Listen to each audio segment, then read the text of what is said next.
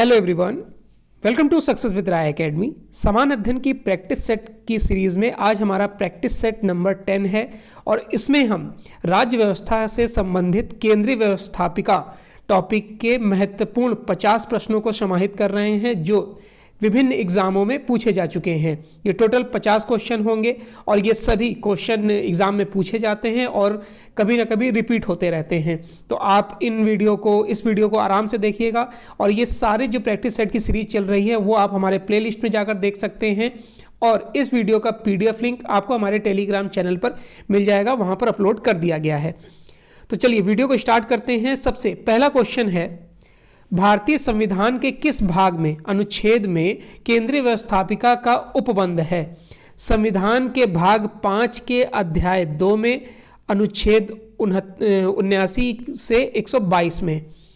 Next question है, भारतीय संसद या केंद्रीय व्यवस्थापिका के 3 अंग कौन से हैं? पहला है राष्ट्रपति, दूसरा है लोकसभा और तीसरा है राज्यसभा। लोकसभा में सदस्यों की अधिकतम संख्या कितनी निर्धारित की गई है? 552 निर्धारित की गई है। स्वतंत्रता के पश्चात लोकसभा का पहला आम चुनाव कब हुआ था? वर्ष 1952 में हुआ था। नेक्स्ट क्वेश्चन है, कौन सा संविधान संशोधन लोकसभा के सदस्यों की संख्या में वृद्धि करने से संबंधित है? 7वां और 31वां। ये जो संविधान संशोधन है वो लोकसभा के सदस्यों की संख्या में वृद्धि भी कर सकता है और उसमें कमी भी कर सकता है।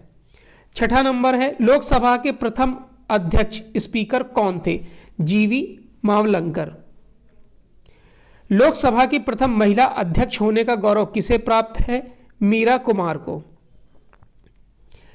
लोकसभा में आंग्ल भारतीय समुदाय से 2 सदस्यों को मनोनीत करने का जो अधिकार प्राप्त है वो राष्ट्रपति को प्राप्त है और अनुच्छेद 331 के अंतर्गत प्राप्त है। किस संविधान संशोधन द्वारा लोकसभा में मतदान की आयु 21 वर्ष से घटाकर 18 वर्ष कर दी गई थी? ये की गई थी 61वें संविधान संशोधन के 1989 संशोधन में। लोकसभा अध्यक्ष का निर्वाचन किसके द्वारा किया जाता है? लोकसभा के सभी सदस्यों द्वारा। 11वां है, जब राष्ट्रपति अनुच्छेद 108 के तहत संसद में संयुक्त अधिवेशन को बुलाते हैं तो उसकी अध्यक्षता कौन करता है? उसकी अध्यक्षता लोकसभा अध्यक्ष करता है। भारत के किस राज्य का लोकसभा व राज्यसभा में प्रतिनिधित्व सर्वाधिक है? उत्तर प्रदेश लोकसभा का, जिसमें लोकसभा की 80 सीटें हैं और राज्यसभा की 31 सीटें हैं।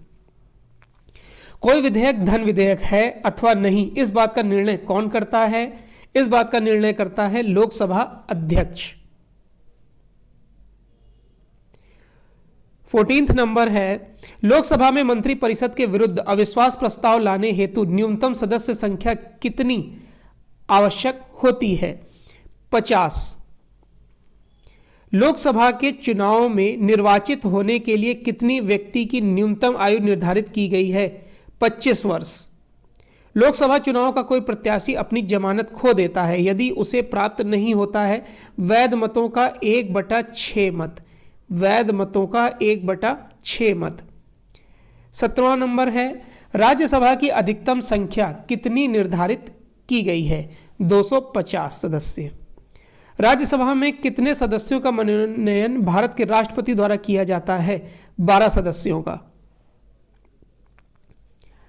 राज्यसभा के सदस्यों का कार्यकाल कितने वर्ष का होता है? 6 वर्ष का।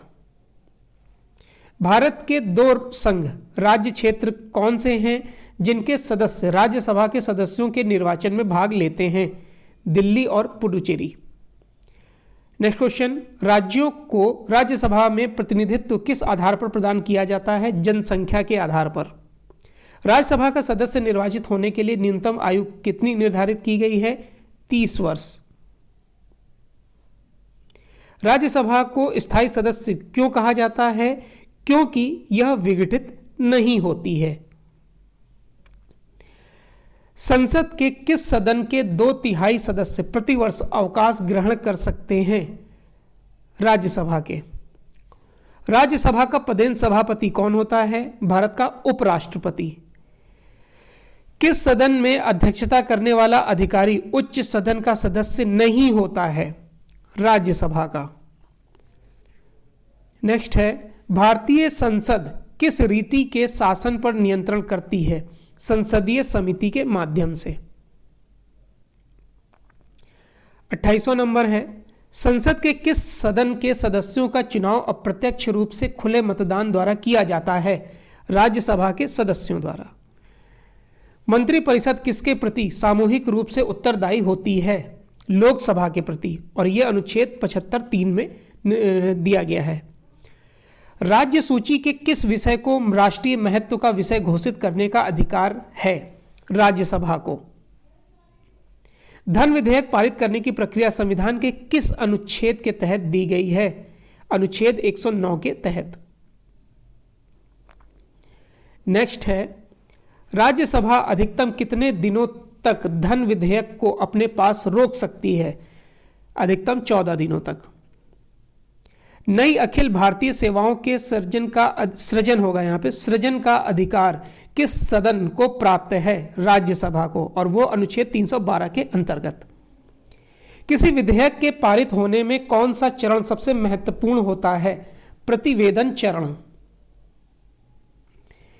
किसी विधेयक पर संसद के प्रत्येक सदन में कुल कितने वाचन होते हैं? 3 होते हैं। संसद के किस सदन में धन विधेयक प्रस्तुत किया जाता है? लोकसभा में।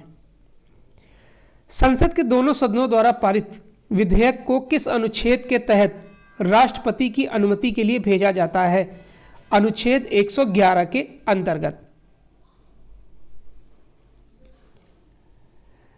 संसद के किसी सत्र का स्थगन कौन करता है? लोकसभा में लोकसभा का अध्यक्ष तथा राज्यसभा में सभापति। संसद का सत्रासन करने का अधिकार किसे प्राप्त है? भारत के राष्ट्रपति को। 40वां नंबर है, संचित निधि से धन निकालने के लिए कौन सा विधेयक पारित किया जाता है? विनियोग विधेयक। 41वां नंबर है, संसदीय प्रणाली में शून्यकाल किस देश की देन है? भारत की। 42वां नंबर है, लोकसभा में किसकी सिफारिश पर अनुदान मांगे प्रस्तुत की जाती हैं? राष्ट्रपति के।